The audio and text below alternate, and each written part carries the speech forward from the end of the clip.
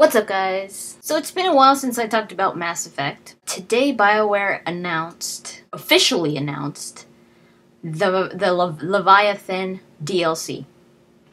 Now, I know that there was like leaks and rumors and all this stuff about the Leviathan after the extended cut DLC was released because it seems like by accident BioWare accidentally leaked some of the Leviathan script into the DLC of the extended cut. Kind of like, if you guys remember the Mass Effect 3 demo leak that was leaked on the new Xbox Live dashboard, or Xbox dashboard. Whatever. You know what I'm talking about. So, it's kind of like that. And BioWare didn't really say anything. They're just like kept quiet, and a lot of people were talking about it. I didn't really want to talk about it because just with the whole leaks that happened with the ending of Mass Effect 3 and how BioWare changed that, I just didn't want to be a part of promoting the leak. So this video I'm going to be talking about Mass Effect 3 Leviathan, but I won't be mentioning the leak at all, the information in the leak, because none of that is confirmed. Because so far we know that BioWare does change stuff. They go back and they change it completely. So I'm not basing my information off of the leaks at all. If you guys want to research that, go ahead, whatever. You know, BioWare already released the information, some of the information, and a trailer for Mass Effect 3 Leviathan. So all I'm going to be talking about in this video is the information that BioWare has talked about. I'm going to be showing 2 pictures that BioWare released, and also things that we already knew about the Leviathan in the Mass Effect games, because the Leviathan was mentioned a while back, and I will go over that. So I'm going to make some connections, and I'm going to give you guys my opinion on it. I know a lot of people kind of gave up on BioWare, kind of gave up on Mass Effect. I'm just too huge of a fan of Mass Effect for me to not get it. My personality is, I'm extremely curious. I'm that person that you put a big huge red button in front of me, and if they say don't touch it because something really bad would happen, don't touch it, I'd be like, what would happen? I would be very, very tempted to push it just to know what would happen. So I'm extremely curious. One of the things that I hate the most that people do to me is when they go, oh my god, you know what? Oh, never mind. Oh my god, that's the worst thing you could do to me. It's horrible for me because I'm like, no, wait, what were you going to say? No, nothing, forget it.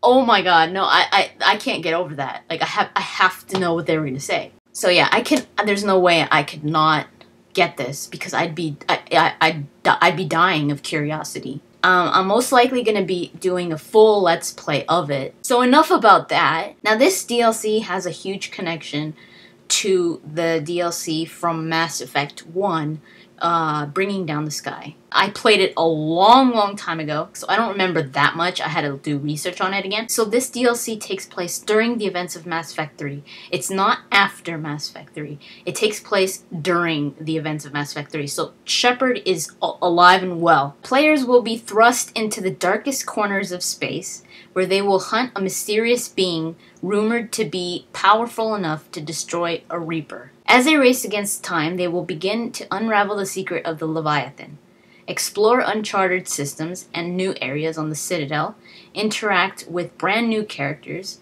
unlock the AT-12 Raider shotgun and M55 Argus assault rifle, and discover more about the mysterious history of the Reapers, available on PC, Xbox 360, and PlayStation 3. The cost will be $10 or 800 Microsoft points. This is a picture that I think looks really cool.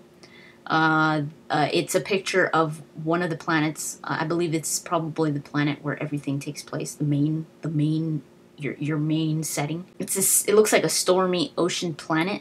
It looks pretty cool to me, actually. And there seems to be some kind of wreckage. It looks like a ship. And then this other picture, to me, it looks like you're underwater because there's areas where there's little bubbles, where you can see bubbles.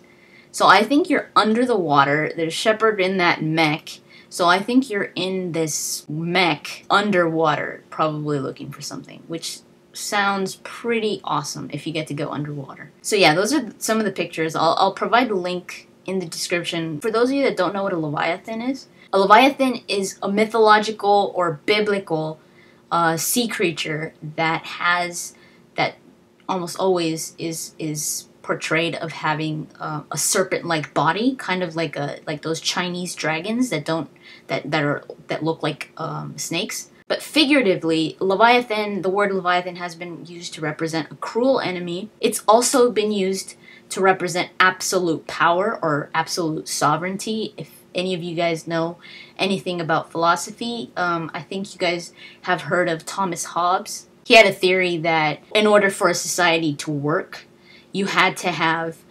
absolute sovereignty. Like the government had to have complete power over society, or else there would be chaos. So there had to be a social contract between the Leviathan or the government and society. So now let me talk a little bit about bringing down the sky, because this has a huge connection to Leviathan, to this DLC.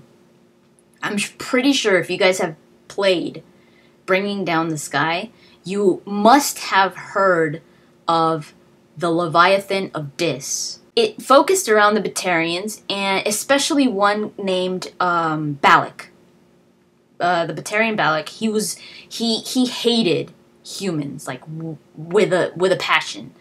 And he was the one that he was the leader of the Batarian terrorist group that was running this whole, that was controlling that whole, using an asteroid to destroy the colony Terra Nova. The asteroid was called the X-57. If you guys remember, in my Mass Effect talks about the Batarians, I talked about how there was this huge rivalry between not just rivalry, but hatred, mostly on the Batarian side, between the Batarians and the humans. And one of the reasons was the Skillian Blitz, where the humans pretty much took over a lot of the colonies that were supposed to be for the Batarians, that the Batarians kind of had claimed. But the humans took over a lot of those colonies. And the Batarians were really, really pissed about that. So a lot of them did not get over it. And Terra Nova was one of the colonies that was supposed to be theirs. So that's why they're doing this. They're like, okay, it's either ours or nobody's. So they're gonna blow it up. This happened a long time ago. It's not like the Skillian Blitz was any time during this, but it happened a long time ago. But Balak just had this like vendetta that he had been holding in. You have a Paragon or a Renegade choice during this mission, towards the end of the mission. So if Balak survives, if you don't kill him and he escapes, Shepard kind of thinks that he ended up dying or whatever, but it turns out that he didn't. If you don't kill Balak, he returns in Mass Effect 3 and he talks to you, and he tells you about the Leviathan of Dis. The Batarian hegemony sent teams of scientists to study the Leviathan of Dis. And he tells you that the Leviathan turns out to be this inactive Reaper. And subsequently, because it was a Reaper and there's a scientist, the science team, it's kind of happened the same. It's kind of reminiscent of what happened with Sovereign. It was also a Batarian. Batarian science teams just don't seem to go well. The science team ended up becoming indoctrinated, and this is kind of what leads to how Mass Effect 3 starts, with the Reapers invading. After the Alpha Relay was destroyed in Arrival, the Reapers entered the galaxy through the Volar system, near the heart of Batarian space. So they entered from pretty much, I mean, there's really no direction in space, but if you look at the space map, like the galaxy map, pretty much in the back, like in the Skillian Verge, where it's pretty much Batarian space, that's where the Reapers entered, right? And that's pretty much why the Batarians were pretty much extinct afterwards, because the Reapers came through there. There was some Batarians that did flee, that weren't indoctrinated, and Balak is one of them. That's why he flees over to the Citadel. So these scientists, like I was saying, served as sleeper agents in the conquest of Karshan, and the destruction of the Batarian hegemony by disabling a number of defense grids on Karshan and causing allied ships to fire on one another. Balak managed to escape to the Citadel and aided the remains of the Batarian fleet against the Reapers by hacking council transmissions. So the Leviathan of Dis, turns out, before anybody went and like studied it, it was the name of this gigantic corpse. It eventually disappeared and made a crater on Jartar in 2163, which is 6, 7, 8, like 20 years before Mass Effect 1. It was believed to be the remains of a genetically engineered starship, and its age was originally placed at nearly 1 billion years old. It says, not long after its discovery by a Batarian survey team, a Batarian dreadnought visited the disk system, after which the Leviathan mysteriously disappeared. But Solarian researchers had documented the Leviathan before it had disappeared. So in that picture, I think that must be, I think it's a seafaring ship. I'm thinking maybe that ship was maybe the Batarian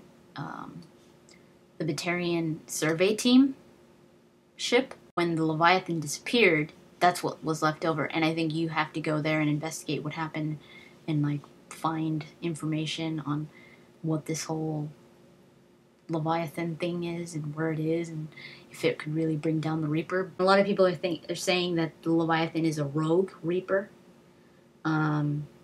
which is pretty interesting. I don't know. I don't know about that. Because like I said, I'm not really including anything about the leaks, and BioWare hasn't said anything about that because I think it's spoilers. So I really don't know what I think about this. I'm curious because I want to know more about where the Reapers came from and that kind of thing, and I want to know about this whole rogue Reaper idea and that kind of thing. I'm kind of intrigued. I don't really like that they save this stuff for DLC. A lot of times they don't want to put that much stuff into one game.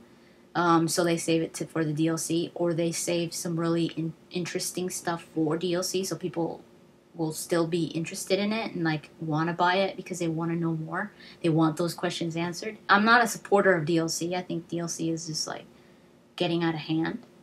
But I'm a huge Mass Effect fan, so much that I really can't.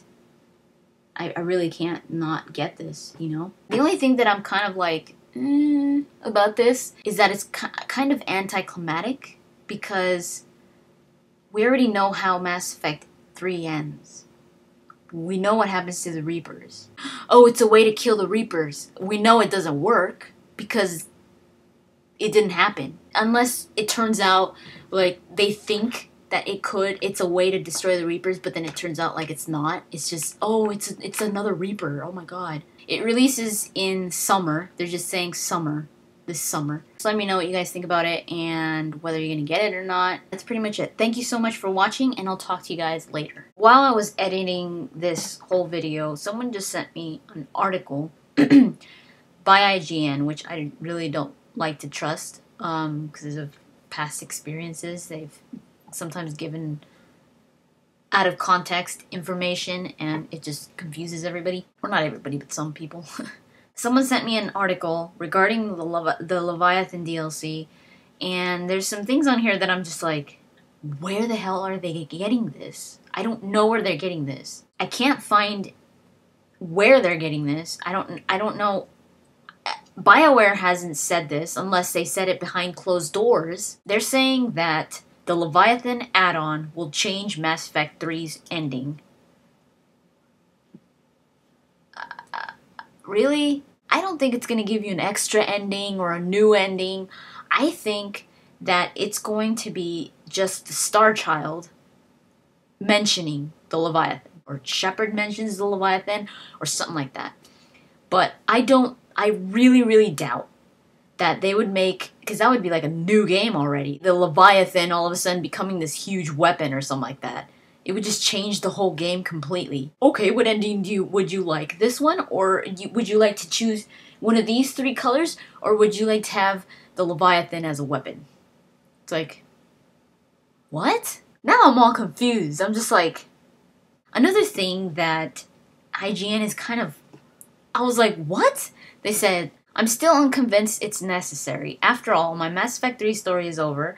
I know how it ends, and I didn't need a Reaper killing monster to help me out. I'm curious what difference it'll make, but not enough to replay the entire game?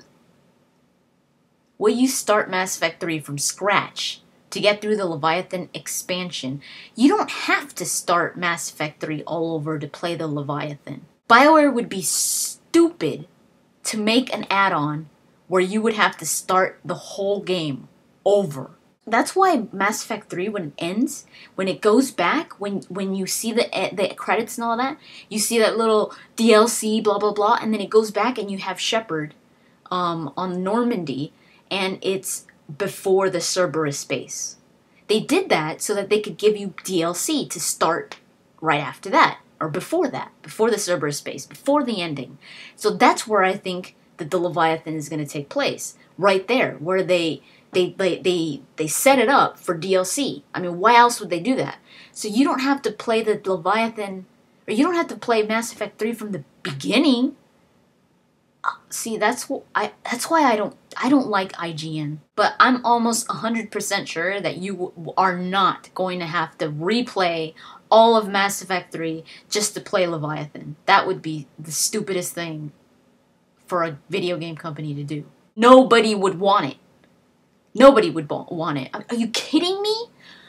For the extended cut, I was pissed that I started from the Cerberus base. If I was told that I had to start the whole damn game just to play the new extended cut, I'd be like, screw that, I don't care. No, I'm not gonna do it. Nobody would do it. Probably like 2 people would be like, oh, but come on, no way. Thank you to the person that sent me that article. Actually, you know who sent it to me? Thane did. Thane Krios. Yeah, I know Thane. Suckers. Anyways, I'll talk to you guys later. Bye.